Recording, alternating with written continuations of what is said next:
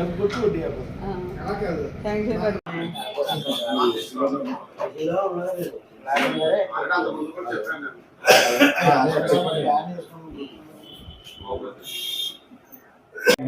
మీ బ్రహ్మేంద్ర. మనం ప్రస్తుతం పశ్చిమ గోదావరి జిల్లా భీమవరంలోని ఒక జ్యువెలరీ షాప్ వద్ద ఉన్నాము. ఈ గత నెల రోజుల నుంచి కూడా బంగారం ఏ రకంగా పెరుగుతుందో అంతా మాయాజాలం కింద ఒకసారి తగ్గుతుంది, ఒకసారి పెరుగుతుంది. ఒక హైయెస్ట్ రేట్ అసలు మనిషి కొనగలడా లేదా అంటే మన భారతదేశ ప్రధానికం అంతా కూడా ఏ శుభకార్యం జరిగినా ముందుగా పెట్టుబడి పెట్టేది అంటే ఒక ఇన్వెస్ట్మెంట్ కింద ఉండేది ఒక బంగారం మాత్రమే. ఈ బంగారాన్ని కనుక మనం సేవింగ్ చేసుకుంటే అది అత్యవసరమైన పరిస్థితుల్లో అన్ని రకాలుగాను కూడా ఎవరిని చేయి చాచకుండా అది మనకు ఉపయోగపడుతుందని ఒక ఆనందం వ్యక్తం చేస్తూ ప్రతి పండగకి కూడా మన భారతదేశ ప్రజలందరూ కూడా బంగారాన్ని కొనుగోలు చేస్తారు. అలాంటి బంగారం ఈ నెల రోజుల నుంచి కూడా అసలు ఏ రకంగా పెరుగుతుందో ఒక మాయాజాలం కింద పెరుగుతుందని ప్రజలందరూ కూడా భావిస్తున్నారు. అసలు కొనాలా మానాలా, అసలు కొంటే కనుక మనం ఎంతవరకు కొనగలం, అసలు కొంటే కనుక రేపు పొద్దున్న దాని ఫ్యూచర్ ఎలా ఉంటుంది. అలాగే వెండి పరిస్థితి కూడా అదే రకంగా జరుగుతుంది. వెండి గత నెల రోజుల నుంచి కూడా ఇది ఎదుగుదల అంటే 2 లక్షల చిల్లర ఉండేది కాంత 4 లక్షల రూపాయల దాకా పెరిగి మళ్ళీ ఒకేసారి ఒక 1 వీక్లో ఇది 2,60,000 దాకా కూడా దిగజారుడు తనం చూస్తుంటుంటే అసలు ప్రజలు భయభ్రాంతులకు లోనవుతున్నారు. అలాగే బంగారం కూడా ఇప్పుడు గత నెల రోజుల నుంచి కూడా అది హైయెస్ట్ రేటు 22 క్యారెట్లు బంగారం వచ్చి కాసు వచ్చి 1,36,000 దాకా కూడా హైయెస్ట్గా కూడా పలికింది. ఇప్పుడు ప్రస్తుతం అది మళ్ళీ 1,18,000, 20,000 అలాగా దోబూచులాడుతుంది. ఇప్పుడు ప్రజానీకం కూడా ఏ రకంగా అసలు మనం ఇన్వెస్ట్ చేయాలని ఆలోచిస్తున్నారు. మనతో ఈ జ్యువెలరీ షాప్ అధినేత ఉన్నారు, ఆయన్ని అడిగి మరింత సమాచారాన్ని తెలుసుకుందాం. అండ్ అసలు అప్పుడు బంగారం అన్నది మన హిందువులు కానీ ప్రతి ఒక్కరు కూడా మతాలకు అతీతంగా కూడా ఇన్వెస్ట్మెంట్ కింద దీని పర్పస్ కింద ఉపయోగిస్తారు. అసలు ఇప్పుడు ఉన్న ప్రస్తుత పరిస్థితి ఏ విధంగా ట్రెండ్ అవుతుందంట? ఇది రేట్లు పెరగటం తగ్గటం అనేది ఇది ఇంటర్నేషనల్ అండి. ఇది ఒక కండిషన్ ఆధారపడి ఉండదు. యాక్చువల్గా ఇది ప్రపంచవ్యాప్తంగా అన్ని కండిషన్స్ని ఆధారపడి ఉంటుంది. అంటే యుద్ధాలైనా వచ్చేలా ఉన్నాయనుకోండి రేట్ పెరుగుతుంది, లేదంటే స్టాక్ మార్కెట్ అంతా బాగుంది అనుకోండి రేట్ తగ్గుతుంది. అలా చాలా కండిషన్స్ మీద ఆధారపడి ఉంటుంది. అది ఏదైనా ఎక్కువ ఇన్వెస్ట్ చేయడం అనేది ప్రస్తుతం కరెక్ట్ కాదు. ఎందుకంటే చాలా అప్ అండ్ డౌన్స్గా ఉంటుంది. ఒక్కొక్కసారి వెండి మీకు 4,10,000కి వెళ్ళి మీకు ఇంచుమించు 2,50,000 దాకా వచ్చేసిందండి. అంటే సడన్గా ఒక 1.5 డేలో మీకు 1,50,000 తగ్గిపోయింది. దాన్ని బట్టి చూస్తుంటే చాలా రిస్క్ అని అనిపిస్తుంది. ఇప్పుడు నిన్న జరిగిన సంఘటన ఏంటంటే 3,07,000 దాకా వెళ్ళిందండి వెండి. మళ్ళీ 2,52,000కి వచ్చేసింది ఒక్క రోజులో. 50,000 రూపాయలు పడిపోవటం అనేది నార్మల్ కండిషన్ కాదు. దాని గురించి ఏదో పెరుగుతుంది అని ఇన్వెస్ట్మెంట్ చేయటం అయితే కరెక్ట్ కాదు. ఏదేమైనా కొంచెం జాగ్రత్తగా కొనుక్కోవటమే బెటర్ అండి. ఎక్కువ ఇన్వెస్ట్ చేయడం అయితే కరెక్ట్ కాదు నా ఉద్దేశం. అంటే ఇది ప్రపంచవ్యాప్తంగా కూడా కొన్ని బ్యాంకులు కానీ షేర్ మార్కెట్ కానీ ఒక మాఫియా కింద తయారయ్యి ఇది దాన్ని గ్యాంబ్లింగ్ చేస్తున్నారని కూడా కొంతమంది అనలిస్టులు అది తెలియజేస్తారు. దీన్ని ఏ విధంగా చూడాలి? ఇది గ్యాంబ్లింగ్ మాఫియా అలాంటిది ఏమి ఉండదండి. ఇది ఇంటర్నేషనల్ షేర్ మార్కెట్ లాగా కమోడిటీస్. అంటే కొనేవాళ్ళు ఎక్కువ మంది ఉన్నారనుకో ఆటోమేటిక్గా పెరుగుతుంది, సెల్లర్స్ ఎక్కువ ఉన్నారనుకో ఆటోమేటిక్గా తగ్గుతుంది. మాఫియాకి దీనికి అలాంటిది ఏమీ ఇంకేం ఉండదండి.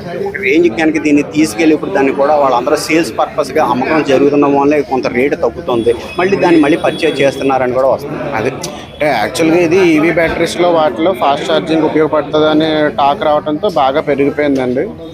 అది రేపు రానున్న రోజుల్లో ఇంకా చైనా కూడా ఎక్స్పోర్ట్ ఆపేసింది అనమాట. మన జనవరి 1 నుంచి చైనా ఎక్స్పోర్ట్ ఆపేసిందండి, వేరే దేశానికి పంపడం ఆపేసింది. ఆ టాక్ వలన కూడా బాగా రేటు పెరిగిపోయిందండి.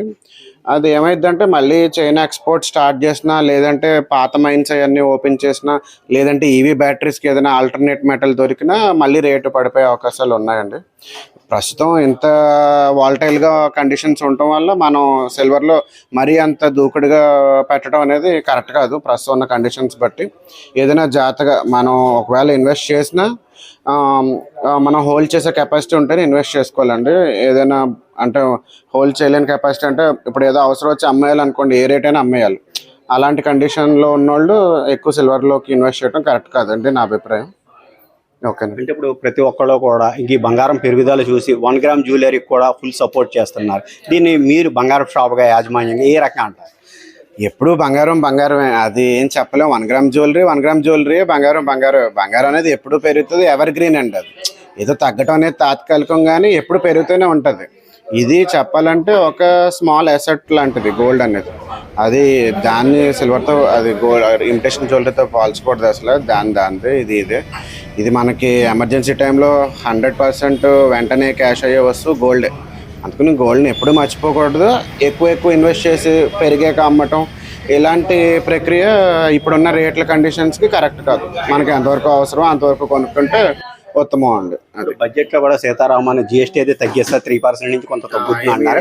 ఇప్పుడు అది ఎంతవరకు వచ్చినాడా లేదా భవిష్యత్తులో ఏమైనా తగ్గే సూచనలు? ప్రస్తుతం యాక్చువల్ జిఎస్టీ ఏదో మారుతుంది అని అనుకున్నాం, ఇంపోర్ట్ డ్యూటీ ఏదో పెరగచ్చు అని అనుకున్నాం. కానీ ప్రస్తుతం గోల్డ్ సిల్వర్ రిలేటెడ్గా జిఎస్టీ మారలేదండి, ఇంపోర్ట్ కూడా ఏమీ మారలేదు. అసలు మన టాపికే రాలేదు బడ్జెట్లో.